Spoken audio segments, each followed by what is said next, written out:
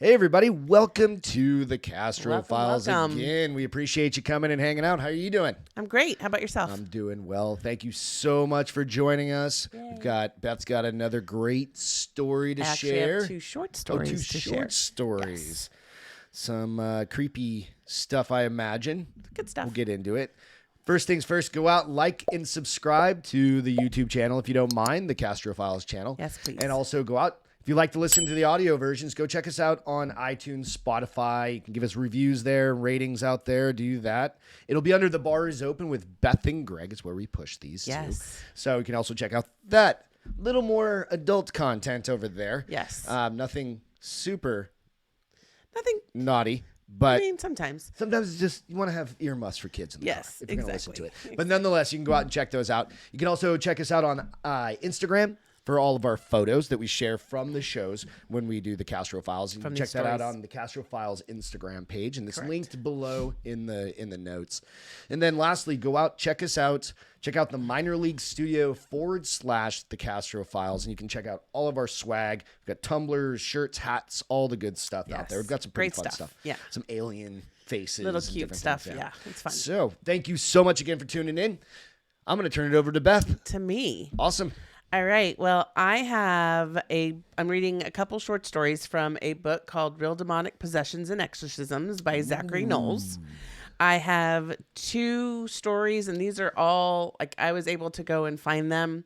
Some real photos and stuff. At least for one of them, because they used, I don't know what you call it when you mix the words around and you make another name for the synonym? person. Something like that. It tells me in the story, but it tells me what it is in the story. Nims. But so I couldn't really find that, but I found the person who was part of the exorcism. Okay, cool. So awesome. All right. The first one is called Clarita Villanueva, and they called her the Vampire Girl. All right.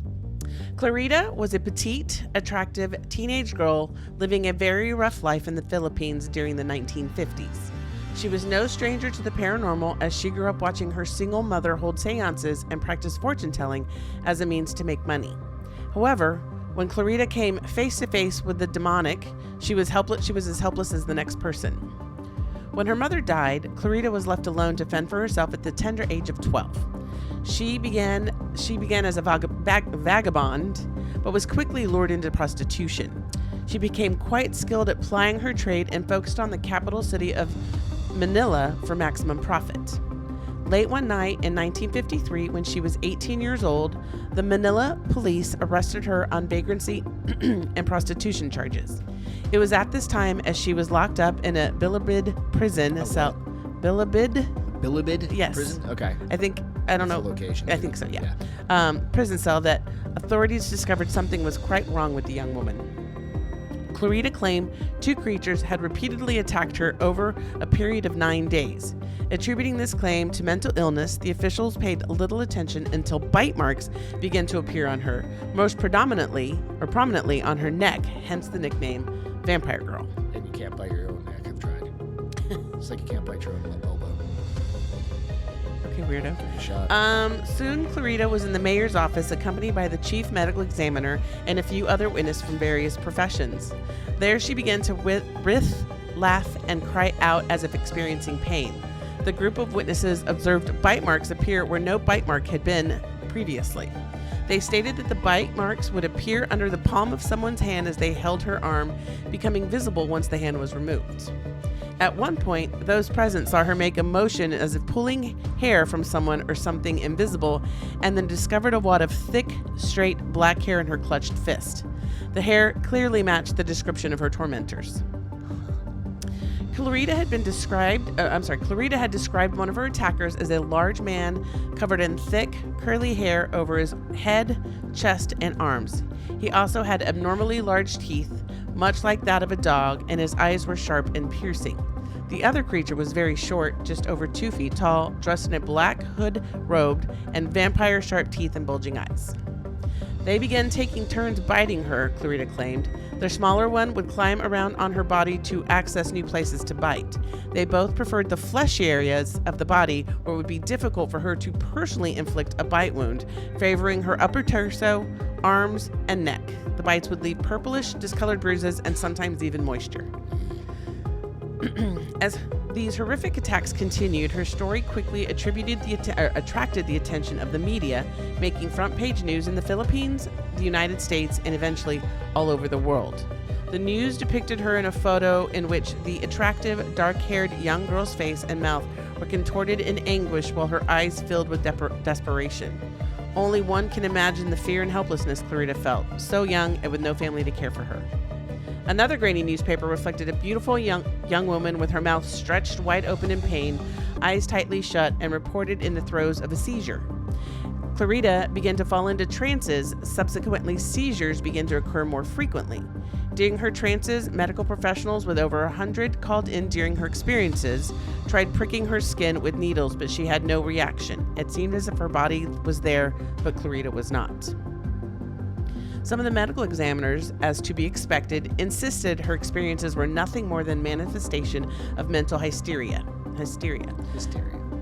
They even insisted the bite marks were discolorations in the skin caused by her mind, yet they could not prove an explanation of how her mind could cause such marks. Others who witnessed the same instances disagreed with the medical professionals, affirming something invisible to all except Clarita was attacking her and they were helpless to protect her. They also pointed to the saliva-like moisture that appeared around the bites as further refutation of this tenacious story. It was also worth to note one outspoken critic who accused Clarita of putting on an act to gain attention was cursed by Clarita. According to onlookers, her normally large, expressive eyes narrowed and took almost a snake-like appearance as she simply said to her skeptic, "You will die." Though it cannot be proven if she cursed him or not, the man did die the next day. Oh, shit. He was not the only victim of such a curse by Clarita. One of the chief jailers had aggressively kicked Clarita for some reason or perceived wrongdoing. In response, witnesses say she turned to face the guard and murmured the same words. Within 4 days, the jailer was dead too. Jeez. Fear struck many in Manila as they came to believe Clarita was no mere victim of demonic torment, but rather a powerful witch. The fact that her mother was a fortune teller did not help that matter. While many countries across the world offered ideas for cures and treatment, it seemed no Christian nation was brave enough to respond. After weeks of torment, help came to tortured Clarita in the form of an American minister, Lester Sumrall. Working to help build up some local Philippine churches, Lester Sumrall felt God brought him to help the girl and bravely approached the mayor and his team for permission to visit Clarita, stating she had a case of demonic possession. Sumrall was a Protestant minister and thus did not perform a Roman Catholic exorcism, but he performed an exorcism all the same. As he began to confront the demons in the name of Jesus Christ, they began to speak through Clarita in two distinct voices, corresponding with the two demons Clarita professed to have witnessed. After a matter of days, Sumrall was confident Clarita was freed from their power until they returned, and Sumrall once again confronted them in the name of Jesus. He finally cast them out for good, and Clarita was encouraged to seek salvation to prevent further demonic possession. Clarissa was freed from her demons for the remainder of her days. However, she did remain active in church in the Philippines and went on to marry and have a family. She had a rough life to begin with. Right. So, regardless of your take on it, she could have had some sort of mental health situation. Yeah, but how do you explain on. the bites? And I don't think you can like I mentally. said, try and bite your elbow. I mean, I'm not going to try to bite my elbow. Thank you. I don't think mentally you can cause bite marks to appear on yourself. No, I'm pretty sure I can't. I mean, be like wish a bruise on. Yeah, it's just and the fact that they would show up after where people now. If they were grabbing her too hard, but they look like bite marks. That's though what I'm saying. It's not. They didn't look like handprints. Forcing her down. Yeah, because if you grab too hard with your hand, you're going to have fingers. Bruise your arm. You're going to have fingers. Yeah. So it was it's interesting. And we do have some photos that we'll put up that go along with everything. Yeah. Come through. So absolutely. Very interesting first one there. Yeah. Yeah. So my second one is also about a young lady who was possessed. So her name was Julia, and they called her Satan's priestess. Jeez. The vampire and the Satan's priestess. Dr. Richard Gallagher, a board-certified psychiatrist, published a paper entitled Among the Many Counterfeits, A Case of Demonic Possession, in the Oxford Review in March of 2008, discussing his experience with a patient whom he fully believed was demon possessed. Sorry, I have you have one hair. I can see it's right in the middle of your head. Like, oh my gosh. Hate that. Okay. I don't have that problem. All right. So a little bit of background on Julia. Julia was the pseudonym for his patient, he used for his patient. That's what the word was, pseudonym. Okay. He used for his patient was in her early 40s, a self-supporting, intelligent woman who he described as quite poised. In an informal conversation with her, there was nothing to hint she was controlled by anything paranormal, and she seemed logical and quite sane. To all appearances, Julia was a normal, attractive, well-spoken woman. The main thing that did stand out about Julia was her rather dramatic choice of appearance, all black clothing combined with abundance of dark eye makeup. Julia was a self-styled satanic priestess who had been active in various satanic cults throughout the years. There was nothing to cause those involved in her case to doubt the truth of this, and even she admitted it was most likely the cause behind her possession. She initially asked for help from the Catholic Church when her symptom began to manifest. Being raised Catholic, though rejecting Catholicism in the past, she still felt it was her best hope. It was one of the priests working on her case that asked Dr. Gallagher to participate in her cause. Some of the chilling aspects of Julia's possession were the voices that would speak through her. They ranged from deep, guttural, and menacing to abnormally high-pitched. All the voices were markedly different from Julia's normal speaking voice, as well as her normal means of expressions. The voices would claim ownership of Julia and would mock those trying to help her using filth, scatological language. That's a really hard word to say. Scatological? Yeah. Look it up. It's kind of interesting. These voices expressed an unbelievable level of hatred and vitriol, besides knowing disturbing things about those in the vicinity of Julia. These voices didn't only speak English as Julia did. They were fluent in Spanish, Latin, and Greek. It seemed they relished distracting the priests and nuns involved by utilizing classical languages. The voices were always crude and abusive, punctuating their threats with foul language. None of this was typical of Julia's behavior or speech pattern or the content of her conversations. Neither the tone of voice, speech patterns, or expressions in any ways reflected Julia. Interesting. All right? It's like, I was like, I wonder if she remembers the voices, or if she like goes to a trance or goes somewhere else. Kind of like they said the Clarita chick did. In one incident, Julia mentioned to a team member, "Those cats really got into a fight last night, didn't they?" Most may not find that statement out of context.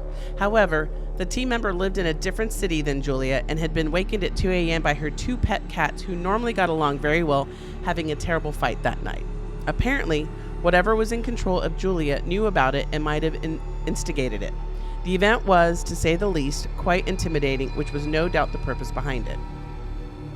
In another instance, Julia spoke to another team member about his or her deceased family member, with information concerning their relationship, personality, and the type of cancer suffering. Julia had no previous information concerning the team member's family. Once again, whatever was controlling Julia was trying to intimidate those working for her deliverance. Julia would often reveal to team members their secret weaknesses and sins, in addition to accurately stating the location and action of people called to work on the case, before she even met them. Members believed something wanted the team to know there was nothing about them it couldn't find out. During her exorcism, Julia could tell the difference between holy water and plain tap water. If plain tap water was poured or sprinkled on her, she showed no physical reaction. However, holy water was applied to her, she would scream out as in extreme pain. The voices speaking through Julia didn't just limit themselves to evaluation and exorcism times. In a quite challenging episode, Dr. Gallagher was discussing Julia's case on the phone with a priest far from where Julia was located. In the middle of the conversation, one of Julia's demonic voices interrupted the conversation, ordering the men to leave Julia alone. Both men were completely baffled as to how her voice managed to come over the phone line, as well as it knew they were discussing her at that time. Yeah. What did impress the team, however, was how Julia would sometimes levitate during exorcisms. In one particular instance, a group of witnesses, including health professionals and nuns working as psychiatric nurses, saw Julia floating unsupportive about 10 inches above the floor for 30 minutes. Yeah, that's not just like a magic trick. Right. Float for 30 minutes. Right.